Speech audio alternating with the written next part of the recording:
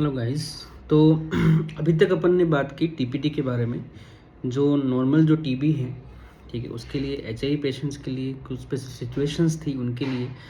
अब अपन बात कर रहे हैं कि एक एमडीआर पेशेंट है, उसके कांटेक्ट में यदि कोई आता है तो उसके लिए भी टीपीटी दे सकते हैं क्या? ठीक है, बहुत अच्छा सवाल बनता है ये, हर किसी को पता भी नहीं होता। ठीक है, तो प्रिवेंटिव ट्रीटमेंट इन एमडीआर टीबी कॉन्टेक्ट्स, इसके बारे में अपन पढ़ते हैं। तो prevalence is more than double in younger than 15 years with TBI infection. तो यहाँ पे जो एमडीआर टीबी है उसकी अपन बात कर रहे हैं, तो वहाँ पे प्रिवलेंस अपन बात कर रहे हैं तो डबल है यंगर पेशेंट में। किसमें? Less than 15 year younger patient के अंदर जो टीबीआई इन्फेक्शन जिनको हो रहा है उनमें एमडीआर टीबी का कॉन्टेक्ट होना वो डबल मतलब आम बात है। डबल है मतलब एडल्ट की बजाय, क्योंकि एडल्ट पेशेंट होता है जिसको एमडीआर टीबी है, उसके कॉन्टेक्ट में बच्चे आते हैं तो उनको कॉमन है ये। तो household contact of patient with MDR, MDR में भी तीन तरह से हो गए, एमडीआर टीबी, आरआर टीबी और एच मोनो। समझना इसको आप। एमडीआर टीबी मतलब रिफार्मेशन रेजिस्टेंस और isoniazid resistance both. RR TB मतलब ओनली रिफार्मेशन रेजिस्टेंस और H mono is only isoniazid resistance. Are at higher risk of TBI, TBI मतलब TB infection, ठीक है, then contact expose to DSTB. ठीक है, समझ में आया? तो यहाँ पे household contact of patient with MDR, RR और H mono are at higher risk हो, ज़्यादा रिस्क होते हैं उनको टीबी होने के, मतलब एमडीआर होने के। ठीक है, देन डीएसटीबी, तो ड्रग सेंसिटिव टीबी के बजाय यहाँ पे एमडीआर टीबी कॉन्टेक्ट में जो आते हैं उनको डीआर टीबी होने के जो चांसेस है वो ज़्यादा होते हैं। तो WHO यहाँ पे क्या बोलता है? तो मैंने बताया कि तीन तरह की एमडीआर टीबी हुई। एक एमडीआर मल्टी ड्रग, दूसरा रिफार्मेशन रेजिस्टेंट आरआर टीबी जिसको अपन बोलते हैं, और तीसरा एच मोनो। ठीक है, अब तीनों सिचुएशन के अंदर आपका जो टीपीटी है उसका रेजिमेंट अलग हो जाएगा। तो WHO रिकमेंडेशन क्या है? तीन तरह का रेजिमेंट यहाँ पे है। पहला बहुत इजी है याद रखना, समझना खाली इसको। पहला एमडीआर टीपी, तो एमडीआर के अंदर आपका आइसोनिजिड भी रेजिस्टेंस है, ठीक है, और रिफार्मेसिन भी रेजिस्टेंस, रिफार्मेसिन रेजिस्टेंस है ही है। ठीक है, अब यहाँ पे अपन बात कर रहे हैं तो दोनों ही रेजिस्टेंस है, तो आप क्या देंगे? तो थर्ड आया फ्लोरोक्विनोलोल। तो यहाँ पे एफक्यू सेंसिटिविटी चेक करने के बाद में, यदि चेक नहीं भी करो तो भी आप दे सकते हो एक बार। तो यहाँ पे एक लिवोफ्लॉक्स रेजिमेंट देते हैं जिसको अपन 6 LFX बोलते हैं। तो 6 मंथ के लिए डेली डोज लिवोफ्लॉक्स यहाँ पे दिया जाता है। सेकेंड कैटेगरी आरआरटीबी, मतलब अब रिफार्मेसिन रेजिस्टेंस यहाँ पे है, तो मतलब आइसोनिजिड सेंसिटिविटी अपन मान के चल रहे हैं, तो यहाँ पे अगेन वही 6H रेजिमेंट आपको दे सकते हैं। ठीक है, तो इंटरेस्टिंग हुआ क्योंकि नॉर्मल डीएसटीबी जो ड्रग सेंसिटिव उसमें भी अपन 6H ही कॉमन मान रहे थे, और यहाँ पे भी ज़्यादातर कॉमन आरआरटीबी ही होता है। ठीक है, तो उसमें भी अपन 6H ही देते हैं। अब तीसरा आया एच मोनो। एच मोनो मतलब आइसोनिजिड रेजिस्टेंस है लेकिन आर यहाँ पे सेंसिटिव है, तो यहाँ पे अब आर सेंसिटिव मतलब आपको आर देना है। लेकिन आर अपन ऐसे याद रखो इसको कि आर जो है रिफार्मेसिन है, बहुत अच्छी दवाई होती है। ठीक है, बहुत जल्दी इसका मतलब बोल सकते हैं कि क्योर रेट बहुत अच्छी होती है इसकी, तो यहाँ पे 4 मंथ ही काफ़ी होती है, ऐसे याद रख लो। तो एमडीआर में लियोफ्लॉक्स में 6 मंथ है, आरआरटीबी है एच सेंसिटिव है तो आइसोनिजिड भी 6 मंथ है, लेकिन एच मोनो के अंदर आर सेंसिटिविटी है इसलिए, लेकिन आर यहाँ पे ओनली 4 मंथ्स के लिए, याद रह जाएगा। तो यहाँ पे एक इंटीग्रेटेड एल्गोरिदम है उसके लिए, टीपीटी के लिए, वो अपन थोड़ा समझते हैं। ठीक है, देख पा रहे हैं? तो यहाँ पे है contact of MDR, RR with AQ sensitivity, H resistance with R sensitivity, तीनों कैटेगरी मैंने आपको बता दिए। Bacteriologically confirmed pulmonary DR TB patient की अपन यहाँ पे बात कर रहे हैं। तो कोई पेशेंट था, ठीक है, अब उसके कॉन्टेक्ट के अंदर कौन आया उसके लिए टीपीटी की अपन यहाँ पे बात करेंगे। तो पहले काउंसिल और स्क्रीन द कॉन्टेक्ट। तो पहले घर वालों को काउंसिल करना है कि आप पेशेंट है आपका, उसके साथ में आप कॉन्टेक्ट में आए हो, ठीक है, तो आपको ये दवाई लेनी है। तो यदि अब आपको पहले उसको स्क्रीन करना है, स्क्रीन का मतलब यहाँ पर सबसे पहले आपको सिम्टम कॉम्प्लेक्स देखना होता है। सिम्टम मतलब 2 वीक से ज़्यादा फीवर हो, 2 वीक से ज़्यादा काफ हो, एनोरेक्सिया हो, नाइट राइज ऑफ टेम्परेचर बोल सकते हैं अपन, फीवर है, ठीक है, स्वेटिंग है नाइट में, वो हो गया, ठीक है, वेट लॉस हो गया, तो ये सिम्टम कॉम्प्लेक्स हो गया। सिम्टम कॉम्प्लेक्स यदि प्रेजेंट है, ठीक है, तो उसको पहले इन्वेस्टिगेट फॉर टीबी। तो अब यहाँ पे आप क्या कराते हो? सीबीनाट करवा लेते हो।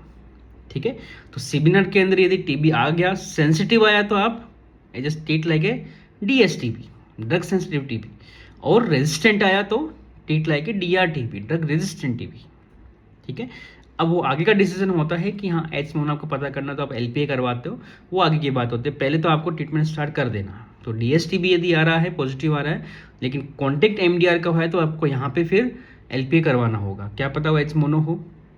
ठीक है, DRTB आया है तो भी आपको LPA करवा सकते हो यहाँ पे, क्या पता वो एच डिस्टेंस भी साथ में हो। ठीक है, लेकिन अब यहाँ पे वैसे कोई उतनी नीड नहीं है, क्यों, ऑलरेडी अब आप TPT नहीं दे रहे हो, यहाँ पे आप ATT दे रहे हो। ठीक है, तो आप पूरा ट्रीटमेंट यहाँ पे कर रहे हो, वो आगे की बात है, वो अलग, वो एक अलग टॉपिक हो गया। अब अपन बात कर रहे हैं जो सिम्टोमेटिक नहीं है, ओनली कॉन्टेक्ट हुआ है। ठीक है, सिम्टोमेटिक नहीं है, कॉन्टेक्ट हुआ है। यहाँ पे भी इन्वेस्टिगेट फॉर TB के अंदर TB नहीं आती है तो भी आप इस कैटेगरी में लोगे। ठीक है, सिम्टम्स है लेकिन यहाँ पे TB नहीं आई तो भी वो इसी कैटेगरी में आएगा आगे।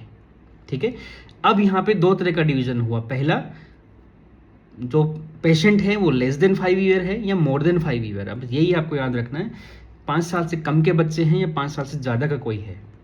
ठीक है, बच्चा हो चाहे एडल्ट हो, 5 साल से ज़्यादा का हो गया। अब आपको सबसे पहले क्या करना है, 5 साल से कम वाले यदि है तो आपको TPT देना ही है। सिंपल है। जो DRTB कॉन्टेक्ट में आया, आपने स्क्रीन किया, सिम्टम थे या नहीं थे, दोनों ही कंडीशन में। TB यदि नहीं है, सिम्टम नहीं थे तो TB नहीं मान रहे अपन, तुम डायरेक्ट यहाँ ले रहे। सिम्टम है लेकिन इन्वेस्टिगेट किया, TB नहीं आया तो भी आप यहाँ ले रहे हो। अब वो 5 साल से कम का है तो डायरेक्ट आपको TPT दे देना है। ठीक है, एक यहाँ पे लिखा है TPT कॉन्ट्राइंडिकेटेड। कोई सिचुएशन है, कोई कंडीशन है ऐसी जिसमें आप TPT नहीं दे पा रहे हो, कॉन्ट्राइंडिकेशन है, तब तो चलो ठीक है, आप डेफर कर सकते हो। ठीक है, कॉन्ट्राइंडिकेट नहीं है तो आपको डेफर नहीं करना है, डायरेक्ट 5 साल से कम है तो आपको स्टार्ट कर देना। ठीक है, जस्ट लाइक HIV, DSTB के टाइम मैंने HIV वाला आपको बताया था, जो मतलब टारगेट पॉपुलेशन के टाइम मैंने बताया था कि 12 महीने से कम वाला है तो आप ध्यान रखो, बाकी 12 महीने से ऊपर वाला HIV वाला है तो आप दे दो। ठीक है, कम वाला है तो पॉजिटिव कॉन्टेक्ट में है, अपनी स्क्रीन करो। ठीक है, 12 महीने से ऊपर का है, HIV कॉन्टेक्ट में, HIV है, HIV कॉन्टेक्ट में है तो आपको देना ही है। तो वैसे यहाँ पे है MDR के कॉन्टेक्ट में आया है, 5 साल से कम वाला है तो आपको देना ही है। अब बात करें 5 साल से ज़्यादा वाले की, तो आप पहले टेस्ट करवा लो। ठीक है, तो ट्यूबरकुलिन स्किन टेस्ट और इंटरफेरोन गामा रिलीज एस्से, जो इग्रा जो भी अवेलेबल आपके पास में हो, व्हेनेवर अवेलेबल यहाँ पे लिखा है।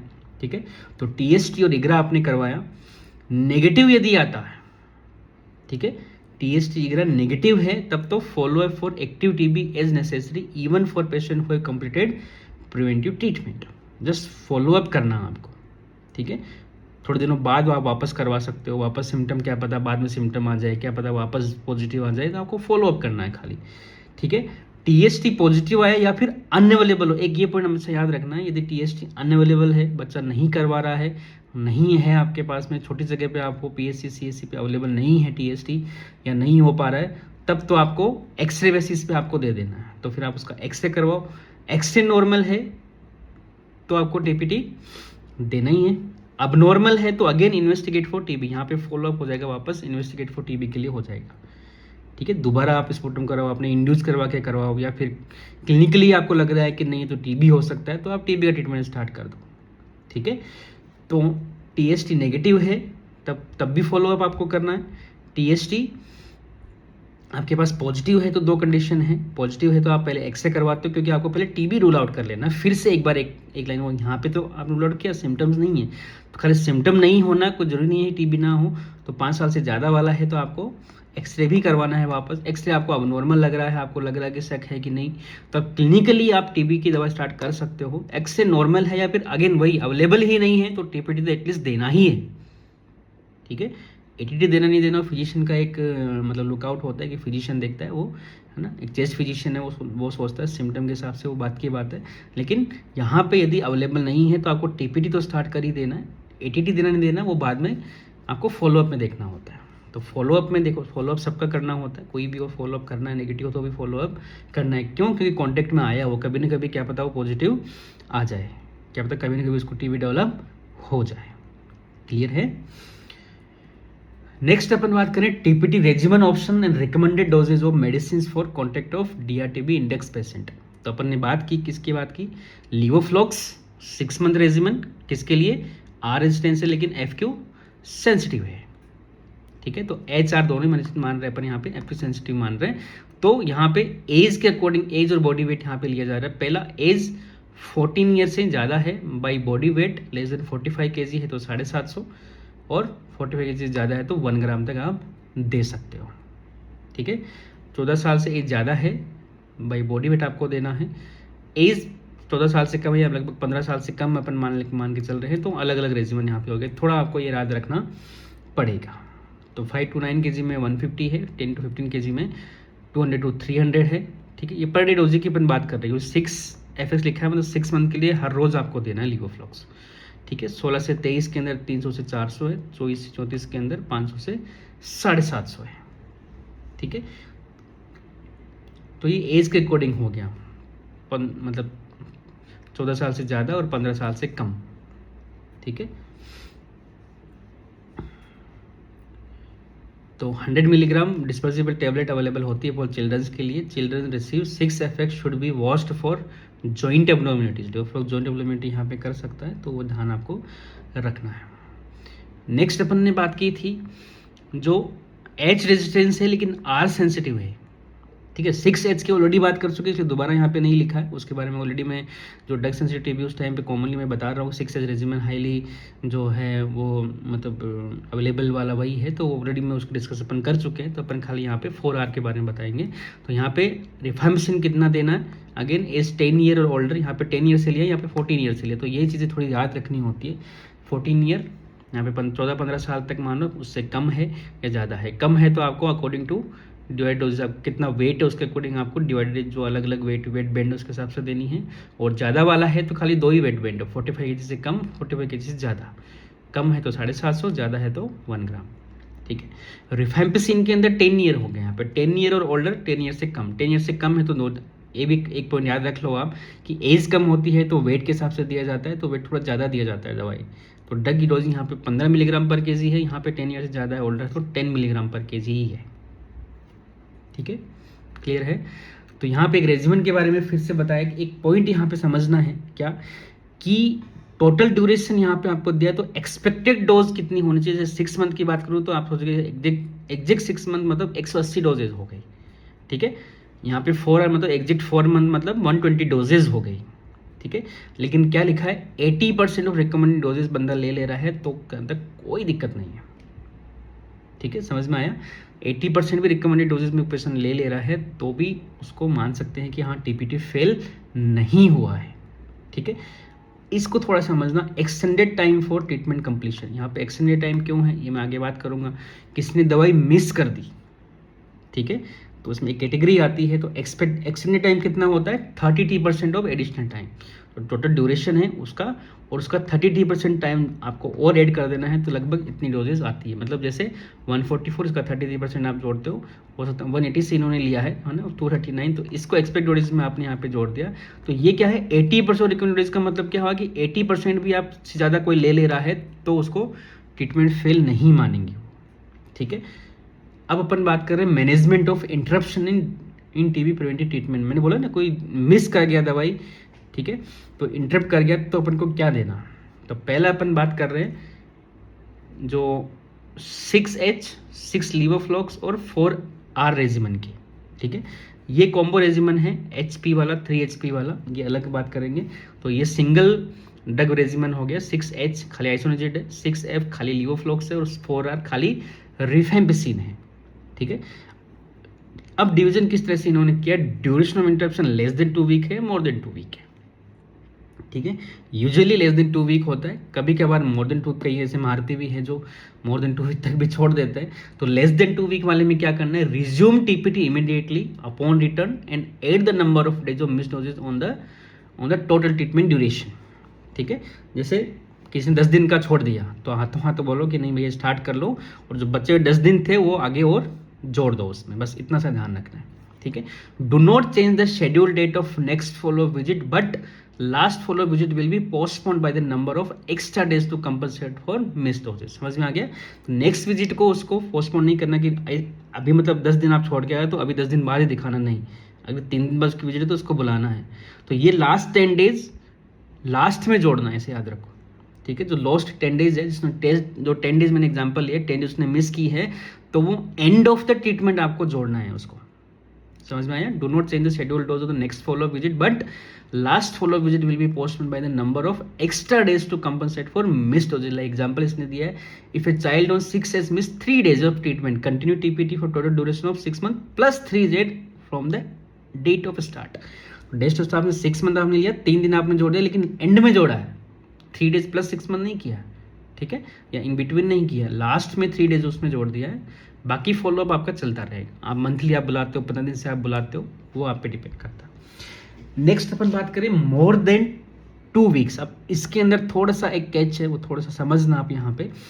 पहला इसने दिया है, if treatment interruption occurred after more than 80% of doses expected in regimen were taken. समझ में आया? इसलिए यहाँ पे दिया हुआ 80% मतलब 144 डोज उसने ले ली है, 80% डोज उसने ले ली है, उसके बाद उसने मोर देन 15 डेज को मिस किया है, तब तो क्या करना है, continue and complete the remaining treatment doses in the course. तब आपको कोई दिक्कत नहीं है. इसका मतलब समझ में आया?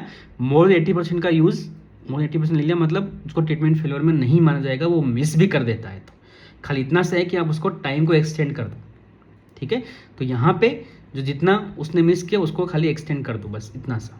Continue and complete the remaining treatment doses in the course, ठीक है. अब एक पॉइंट यहाँ पे समझ में आया, मोर देन 2 weeks के लिए मिस किया है, लेकिन 80% डोजेज वो ले चुका है. अब ये वाली चीज़ इसमें भी लागू हो जाएगी. लेस देन 2 week मिस किया, लेकिन 80% डोज ले चुका है. लेस देन 2 week मिस किया है, तब तो आपने क्या किया, ठीक है, अगेन नॉर्मल कंटिन्यू कर दिया, बचे दिन को आगे जोड़ दिया. मोर देन 2 week उसने मिस किया, लेकिन 80% ज़्यादा ले चुका. अब एक सिनेरियो समझना, if less than 80% doses expected in the regimen were taken and the treatment course can still be completed within the expected time for the completion. ठीक है, कैसे समझिए, treatment duration plus 33% additional time continue and complete the remaining treatment doses in the course. तो अब 33%, ये मैंने बोला 33% additional time आप यहाँ पे जोड़ देते हो. यदि उसने लेस देन 80% डोजेज ही ली है, तब उसने मोर देन 2 week के लिए मिस कर दिया, ठीक है. अब क्या लिखा है, if less than 80% of doses expected in the regimen were taken and the treatment course can not be completed within the expected time of completion, consider restart the full course. ये समझ में आया यहाँ पे? अब यहाँ पे ही खाली ट्रीटमेंट फेलियर उसने माना है.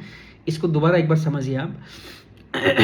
एक 6 एज का रेजिमेन अपन ले रहे हैं, 6 मंथ आपने लिया है, तो किसी ने 2 week के लिए मिस कर दिया, लेकिन क्या लिखा है, less than 80% expect doses regimen were taken, मतलब खाली 3 month ही उसने लिया, तो 50% हुआ, या 4 month ले लिया, लगभग 60% मान लेते हैं, तो 4 month लिया, 60% ही हुआ, ठीक है. लेकिन अब आपके पास टाइम है कि हाँ लगभग 6 month में वो कंप्लीट हो जाएगा.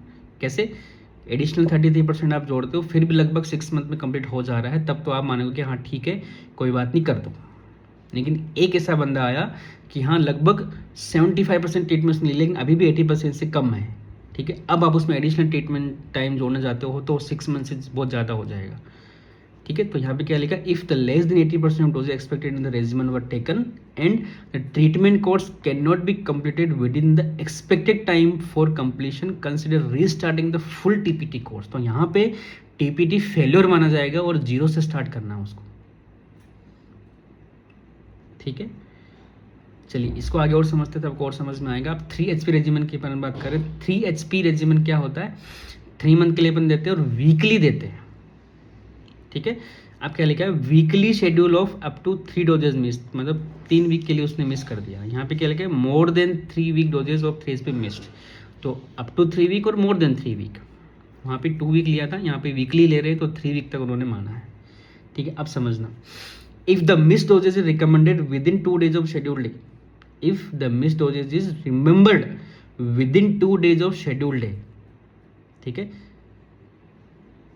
अब तो मतलब 2 डोज ने मिस किए, 2 week में मिस कर गया, अब अगली 3rd week और उसको डोज लेनी थी और उसको याद आ गया, यार मुझे 2 days भूल गया, तो आप मतलब विद इन 2 days आपको याद आ गया, the person can take the dose immediately and continue to take remaining doses following the same schedule to complete the course. तब तो कोई दिक्कत नहीं, डोजेस मिस हो गई, कोई बात नहीं, आप ले लो.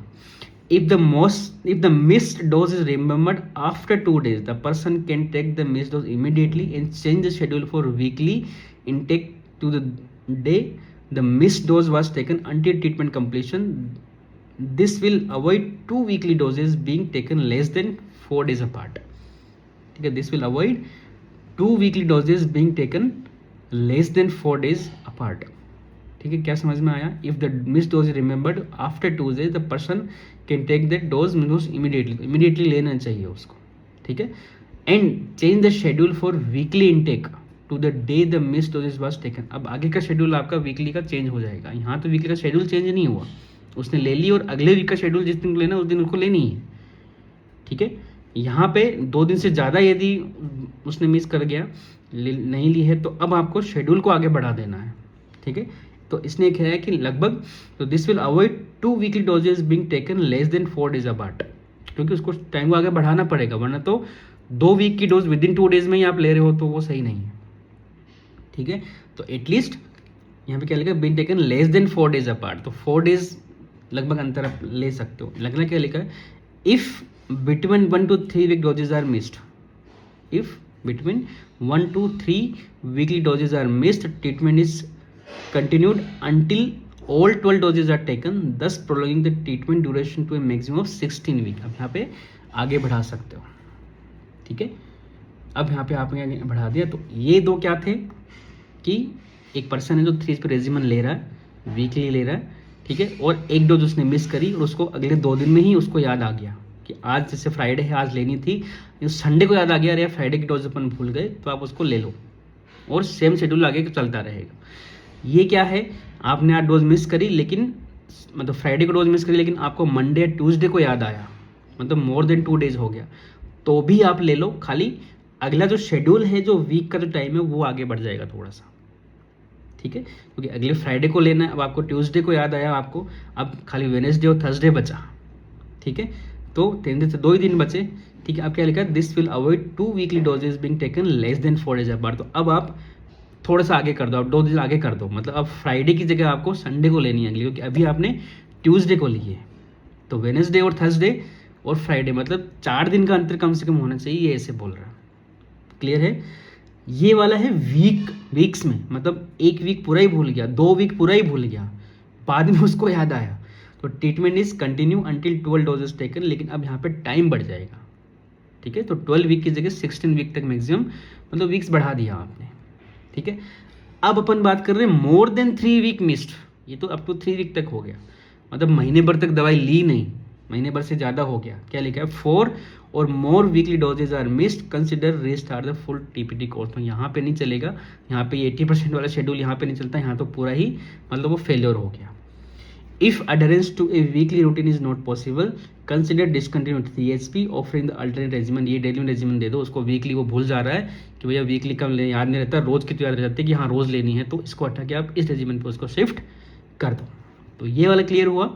ये थोड़ा सा है बचा हुआ, तो इसमें थोड़ा सा इतना सा याद रखो कि मेनली जो लेस देन 2 वीक वाला है तब तो कोई दिक्कत नहीं है। मोर देन 2 वीक वो मिस कर गया, तो यदि मोर देन 2 वीक मिस करे लेकिन 80% ज़्यादा वो ले चुका है, तब तो उतना डर वाली बात नहीं, आप उसको कंटिन्यू कर सकते हो। 80% से कम में ही उसने 2 दिन 2 वीक के लिए मिस कर दी है, तो आप उसका जितना टाइम था उसका 33% एडिशनल टाइम उसको जोड़ के उसको कंटिन्यू कर दो। क्लियर है? तो मिस डोज वाला थोड़ा सा कॉम्प्लिकेटेड है, लेकिन आप बार बार इसको देखोगे पढ़ोगे तो समझ में आ जाएगा। तो मोटा मोटी यही है कि जो सिंगल जो रेजिमेंट था 6H 6FX और 4R वाला था, उसके अंदर 80% शेड्यूल वाला जो है वो थोड़ा सा आपको याद रखना। 3H के बारे में तो कोई दिक्कत है ही नहीं। ठीक है, एक बार मिस करी विद इन 2 दिन में, मतलब 2 दिन के अंदर उसको याद आ गया तो ले लो, 2 दिन से ज़्यादा में याद आया तो भी ले लो, खाली शेड्यूल को आगे बढ़ा दो ताकि 4 डेज़ का अंतर कम से कम दोनों डोज में हो जाए। और 3 वीक से ज़्यादा मिस कर दिया तब तो पूरा ही 0 से लेना, तो उसको टीपीटी फेलियर मान लिया जाएगा। सिंगल रेजिमेंट में टीपीटी फेलियर कब माना गया, जब 80% से कम लिया है और आपके पास एक्सपेक्टेड टाइम भी नहीं बचा है कि भैया अब तो नहीं कुछ नहीं हो सकता, 6 मंथ से ज़्यादा टाइम चला जा रहा है, तो आपको जब 33% एडिशनल उसके बाद भी ज़्यादा टाइम जा रहा है तो आपको 0 से स्टार्ट कर देना। एक सिचुएशन के अंदर फेलियर है वहाँ पे, बाकी आप एडजस्ट कर सकते हो। तो ये बार बार क्लिनिकल आप प्रैक्टिस करोगे तब आपको धीरे धीरे याद होता है। ठीक है, तो यहाँ पे टीपीटी वाला पार्ट है वो कंप्लीट होता है। ठीक है, थैंक यू।